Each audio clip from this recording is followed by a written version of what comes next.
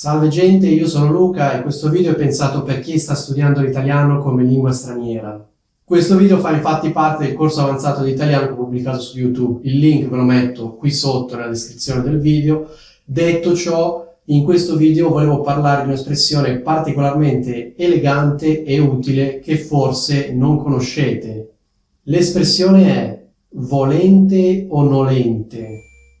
Questa è la forma più comune che sentirete più spesso, la forma al singolare, volente o nolente.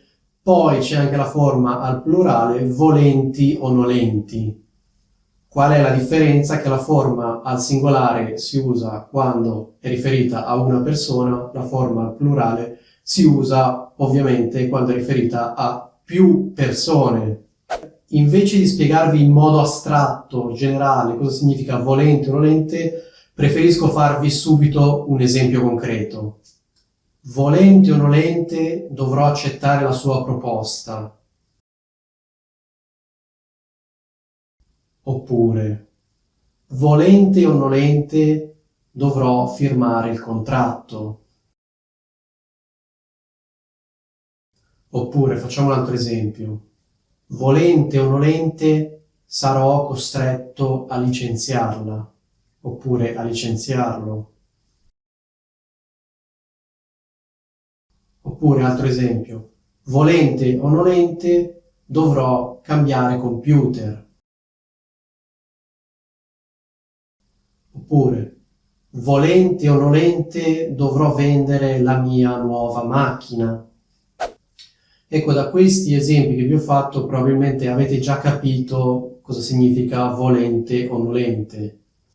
Fondamentalmente volente o nolente vuol dire sia che mi piaccia, sia che non mi piaccia, devo fare una determinata cosa, farò una determinata cosa.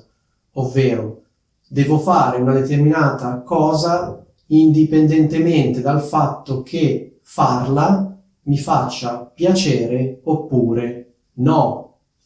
Quindi l'espressione volente o nolente esprime l'idea dell'essere costretto a fare qualcosa, cioè dell'essere in una situazione in cui non possiamo scegliere se fare o meno una determinata cosa, siamo costretti a farla anche se non vorremmo farla, siamo costretti a farla. A me personalmente questa espressione piace molto, mi fa venire in mente, non so perché, il personaggio di Robocop, non so se avete presente Robocop, quando diceva vivo o morto tu verrai con me. Vivo o morto tu verrai con me. Ecco, quando sento la frase volente o nolente mi immagino Robocop che dice vivo o morto tu verrai con me, che esprime bene l'idea del che ti piaccia o meno verrai con me. L'espressione molto elegante deriva dal latino, in sostanza ci sono due participi, volente e nolente.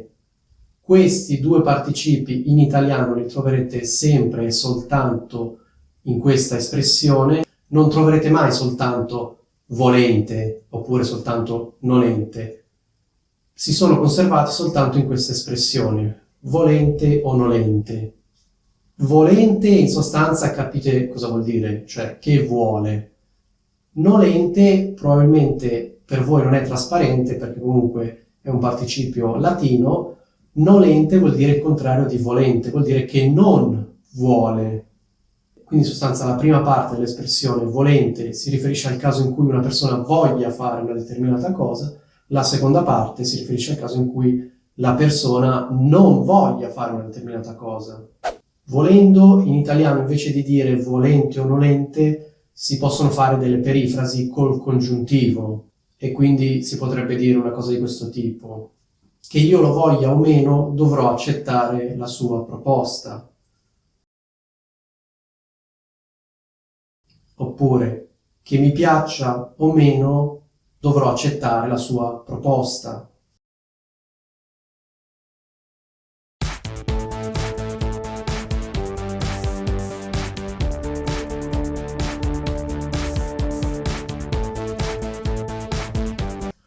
Oppure in alternativa possiamo fare un giro di parole di questo tipo, dovrò accettare la sua proposta indipendentemente dal fatto che mi piaccia o meno. Probabilmente conoscete l'espressione a prescindere da, no? Quindi invece di usare indipendentemente da, possiamo usare a prescindere da. Quindi io potrei dire: dovrò accettare la sua proposta a prescindere dal fatto che mi piaccia o meno. Però, come vedete, la frase inizia ad essere un attimo contorta. Sicuramente è più semplice dire volente o nolente, è comunque una forma più elegante. A me personalmente piace di più. Prima ho detto che esiste anche una forma plurale, no? Volenti o nolenti. Infatti, se questa espressione è riferita a più persone, dobbiamo usare la forma plurale. Per esempio, se si parla in prima persona plurale, cioè noi e non io, per esempio facciamo finta che io stia parlando con un mio collega di una cosa che riguarda la nostra azienda. Ecco, in questo caso, se parlo della proposta che dobbiamo accettare per forza, io devo dire, cioè non è che devo dire, posso dire, volenti o nolenti dovremo accettare la sua proposta. Oppure, volenti o nolenti dovremo licenziarla. Quindi ecco, fate attenzione, se è una persona si usa volente o nolente, se sono più persone, volenti o nolenti al plurale.